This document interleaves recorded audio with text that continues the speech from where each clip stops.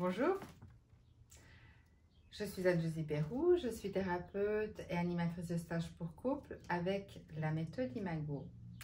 Je vous parlais dans la précédente vidéo de ce qui se passait dans notre cerveau lorsque nous devenions réactifs. Voyons aujourd'hui un exemple de ce qui peut déclencher notre réactivité et nous amener à faire des reproches.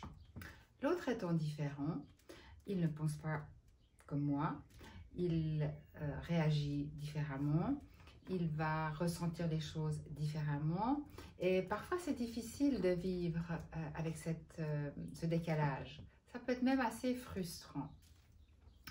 Pour illustrer cela, je vais vous raconter une petite anecdote. Lorsque j'avais 20 ans, j'ai une collègue de travail que j'aimais bien, avait détesté un film que j'avais particulièrement aimé.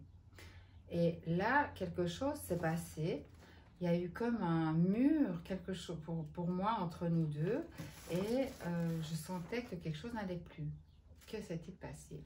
Le fait que nous ayons eu des perceptions diamétralement opposées a été vécu par chacune d'entre nous comme une mésentente, comme une division.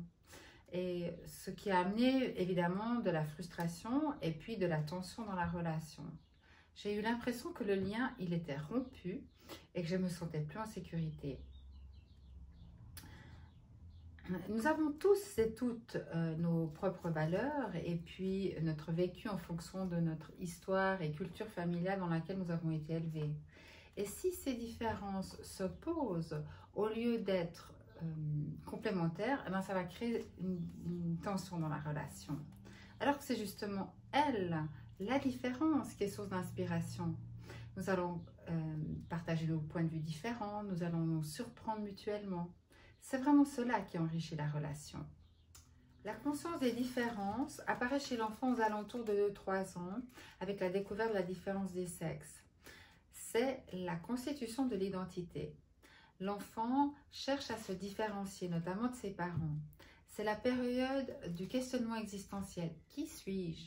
La période du non, la période du moi-je. Et pour découvrir qui il est, l'enfant va commencer à se différencier, à s'opposer par un oui ou par un non. Il cherche vraiment à créer sa propre personnalité face aux parents. Après une période de calme que nous appelons la période de latence, qui est à peu près entre 5-6 ans jusqu'à vers 10-12 ans, ce besoin de s'opposer refait surface au moment de l'adolescence, avec tout ce que l'on sait de cette période tumultueuse. L'enfant a besoin vraiment d'être soutenu dans cette constitution de l'identité. Et s'il sent par son entourage une attente particulière pour qu'il suive telle voie plutôt qu'une autre, cela va le blesser. Il va chercher à se retirer pour cacher ce qui est réprouvé par les parents, ou au contraire devenir excessivement complaisant. Si les parents disent à leur petit garçon « tu peux faire du foot, mais pas de la danse » ou encore l'entreprise familiale est toujours remise de père en fils, eh bien l'enfant comprend qu'il prend le risque de se couper du lien à ses parents s'il va à l'encontre de leur attente. Et ce qu'il risque de faire, c'est de s'adapter à tout prix pour pouvoir aller dans le sens de ses parents en faisant fi de son propre désir. Parce que le lien est vital pour l'enfant. Et cette hyperadaptation fait partie de ce qu'on appelle des stratégies, des mécanismes de survie. Cette stratégie que l'individu met en place pour pouvoir se sentir accepté par son entourage. À l'âge adulte, ces mécanismes se rejouent dans la relation. Voyons deux stratégies opposées. La première est une personne qui va imposer son point de vue, avec sinon l'impression de ne pas exister. Ou au contraire, une personne trop complaisante, qui est toujours d'accord avec l'autre, pour éviter tout conflit. Et elle peut, pour éviter de déplaire ou d'entendre le non, s'exprimer de façon ambiguë, comme par exemple « Tu n'as pas envie d'aller au cinéma, il y a longtemps que nous n'y avons pas été ». Au lieu de s'exprimer simplement « J'ai envie d'aller au cinéma, qu'en penses-tu » Ce type de communication, somme toute assez banale, peut amener des malentendus et avec comme conséquence des besoins non satisfaits. Nous n'allons plus nous sentir en sécurité et nous allons commencer à nous plaindre et à faire des reproches tels que « tu ne me vois pas », Tu ne m'aimes pas comme je suis. Tu veux toujours que je pense comme toi. Nous interprétons la réalité avec notre perception subjective et nous avons de la peine à accepter que l'autre ne voit pas le monde tel que nous le voyons. Et cette interprétation va nous amener à nous raconter des histoires, à nous passer des films qui, ceux-ci, sont très souvent loin de la réalité, mais vont nous amener à un sentiment d'insécurité, à nous amener dans notre réactivité sous forme d'attaque, de soumission ou de fuite selon ce que nous avons mis en place dans notre enfance. Je vais vous donner un autre exemple. Lorsque j'étais enfant, on me laissait souvent de côté, j'avais souvent l'impression d'être invisible. Et en tant qu'adulte, lorsque j'appelais mon partenaire par téléphone et que je n'obtenais pas de réponse de toute la journée, j'avais tendance à me raconter des histoires, à me monter la tête, telles que « je ne suis pas importante pour lui, il ne m'aime pas assez, il ne m'aime plus ». Ce qui générait chez moi de l'anxiété, de la colère.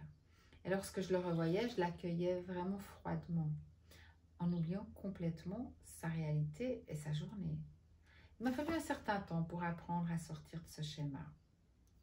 Pour résumer, un bon nombre de reproches que nous faisons provient de notre besoin de nous sentir accueillis dans qui nous sommes.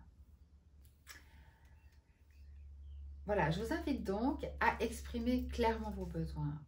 Ce que vous aimez, ce qu'il vous plaît est différent de ce qui plaît à votre partenaire et c'est OK. Parlez naturellement de vos différences pour entretenir le fait que vous pouvez avoir une divergence d'opinion sans entrer dans un conflit et sans perdre le lien avec votre partenaire. N'hésitez pas à dire « ton point de vue est intéressant, mais je vois les choses autrement » ou encore « je ne ressens pas la même chose que toi » sans entrer dans une colère. Ou si vous avez une pensée telle que « il ou elle ne m'écoute jamais », rappelez-vous, ne faites pas de suppositions. Vérifiez la véracité de votre pensée.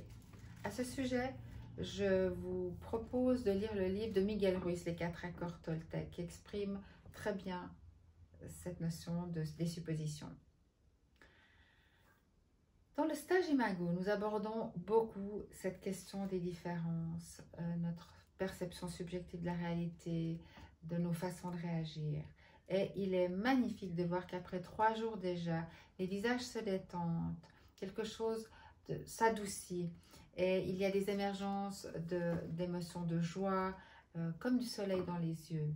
Un climat de sécurité s'installe et chacun peut commencer à exprimer et à écouter son partenaire dans ses différences sans se sentir menacé.